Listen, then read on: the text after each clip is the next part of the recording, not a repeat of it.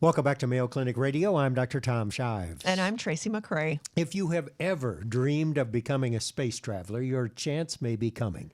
As we all celebrate the 50th anniversary of the Apollo 11 moon landing, it's looking like 2019 is the year that space tourism finally becomes a reality. But according you don't look very excited. I'm not, I was just going to ask, are you interested in being a space traveler? Not at all. Okay, we've got that in common.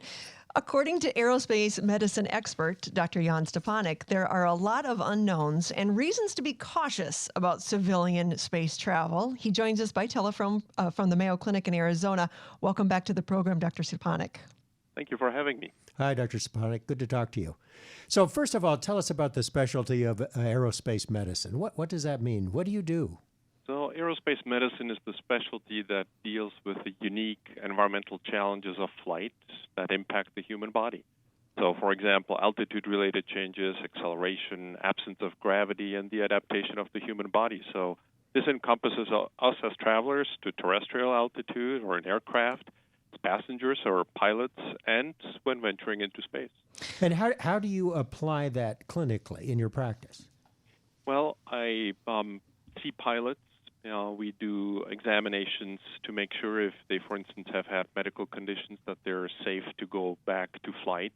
We take care of patients who happen to struggle with exposure to altitude. Many conditions that we take care of clinically turn out to actually worsen when you go to altitude. And, being in Arizona, we have high mountains surrounding us, and when people want to get out of the heat, they usually go up, and as a result of that, things get worse with certain health conditions. I can only imagine if you are affected by altitude just going up a mountain that space travel might, do you just need to cross that off your list? Not necessarily, no. So when you say, when we're talking about commercial space flight, are we talking about, going to Mars or just going up and then back down again? Or what exactly does a commercial space flight look like? For most of the higher volume of planned flights, it's going to be suborbital. Suborbital means that you go to just above 100 kilometers above the Earth, which is suborbit. You experience a brief period of time of weightlessness, and then you come back down. If you count the time that it takes to travel to that altitude, part with rocket, part with carrier aircraft, it's 1.5 hours, maybe 2 hours worth of time. And then there's other destinations. You can travel to the space stations, as some space passengers have done commercially. Or, in the future, there is plans, and people have put down money to travel to the moon, and there's interest in Mars. So let's divide this up into, if we talk about the health risks and the potential hazards of space travel. First of all, in the suborbital flights, what could happen there? What are your concerns?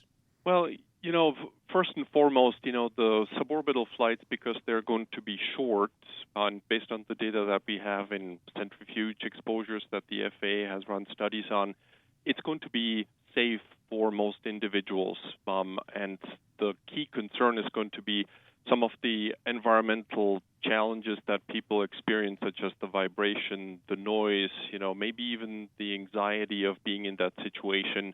That is hard to simulate on planet Earth. And then when you get into suborbit and you actually get to experience the freedom of lack of gravity, there is the concern of some motion sickness because your inner ear is expecting to have a matching gravitational input, so gravity-related input that matches what your eyes see.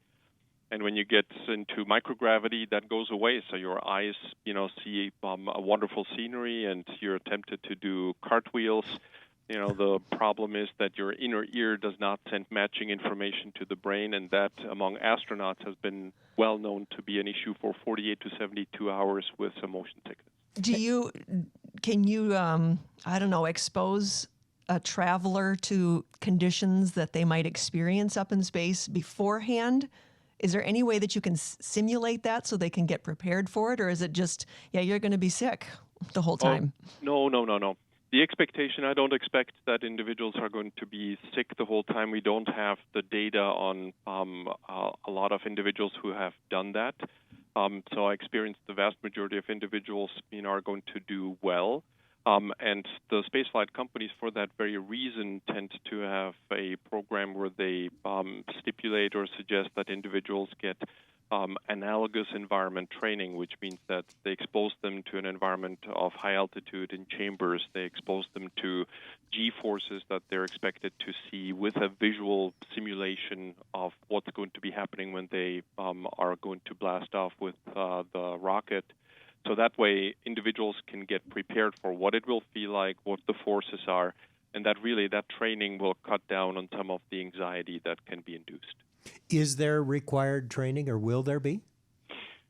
So, the question that you're asking is twofold. One is there a federal standard? So, in other words, is there a governing agency federally, notably the FAA, that says you must have this level of training? And the answer is no.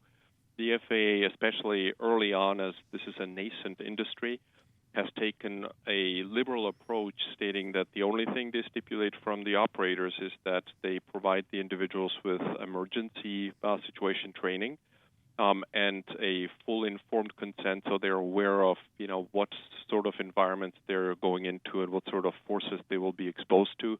But all of the training that is currently being done by the future space operators is voluntary, and they're doing this very deliberately to make sure that there is optimum safety. So what would you recommend? Are you saying that before anybody gets to do this, there should be some more oversight, some more steps that they have to go through?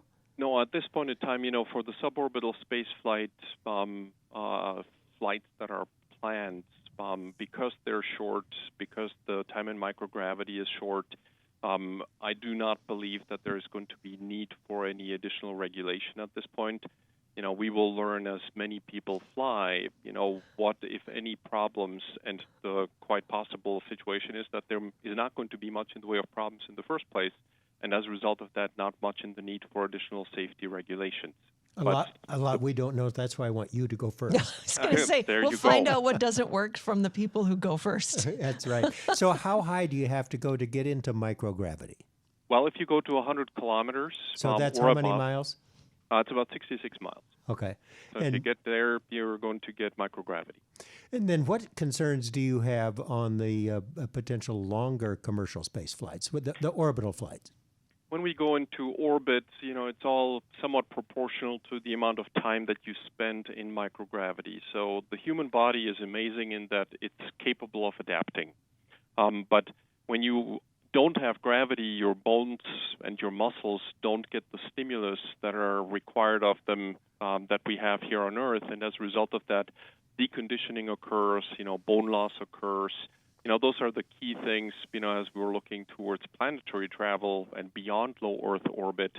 Early on, when people come up to space, there's fluid shifts because your body is now not subjected to gravity, and as a result of that, a lot of the fluid that we typically have in the vessels in our large vessels in the extremities now comes to the central compartment. Individuals complain of some congestion. They sometimes have headaches. The spine elongates a little bit because the intervertebral discs get to be a little bit more juicy, and as a result of that, back pain can ensue. On rare occasions, individuals, have developed in the first 48 to 72 hours urinary retention, but there have been merely a couple of case reports, so I wouldn't stipulate that would be a big issue in the big scheme of things. But you might get a little taller. You do. You do. For a very short amount of time. Absolutely. Dr. Jan Stepanek is a spaceflight doctor and aerospace medical expert from the Mayo Clinic in Arizona. As commercial spaceflight actually becomes a reality, it's probably a good idea to make sure that you have what it takes to blast off. Do you have what it takes? I don't think so. Me either. Our thanks to Dr. Jan Stepanek. Thanks, Dr. Stepanek. Thank you so much.